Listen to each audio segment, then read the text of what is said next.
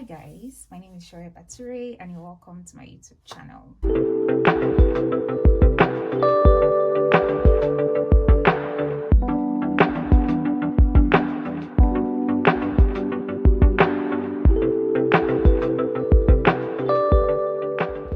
I am a Nigerian trained medical doctor currently doing a master's degree in the UK, and I just talk about relocating to the UK to the master's route and also how to start practicing in the UK as an international medical graduate. So if you're new here, welcome. If you're a returning subscriber, thank you so much for always coming back.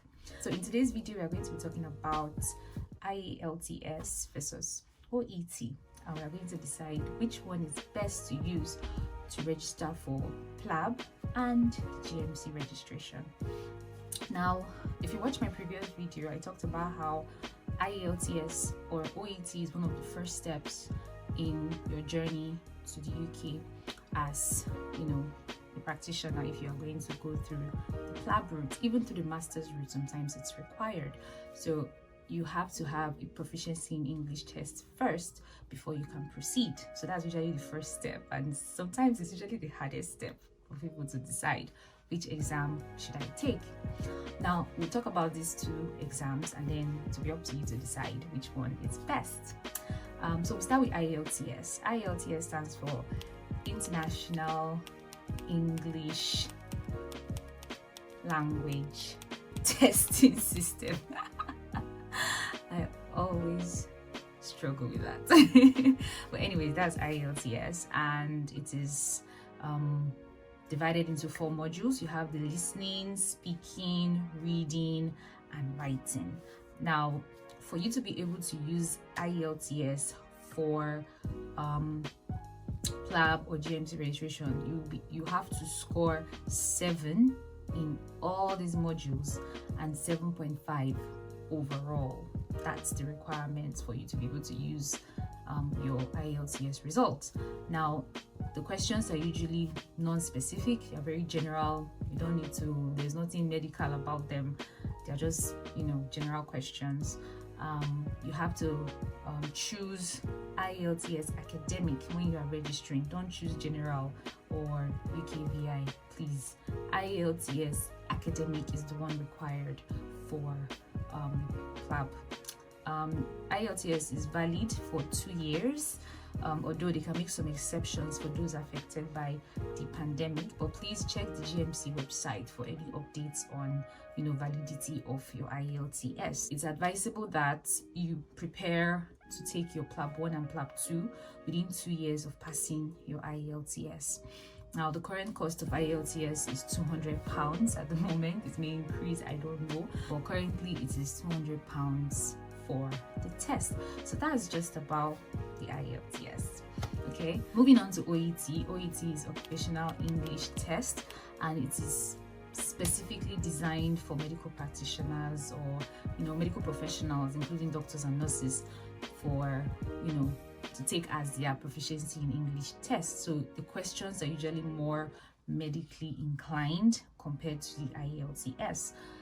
But just like the IELTS, it's also divided into speaking, listening, reading, and writing, also 4 modules. But the score is from 0 to 500, and you are graded E to A or A to E, as the case may be. All right, so for you to be able to use your OET to register for PLAB or GMC registration, you should score at least 350 in all the modules, or get a grade of B in all the modules. This is important. All right, they don't have an overall score, so you have to score B in all of them for you to be able to use it for your PLAB or GMC registration. Now, it is also valid for 2 years, so the same thing applies. Try to complete your exams within 2 years of passing the exam.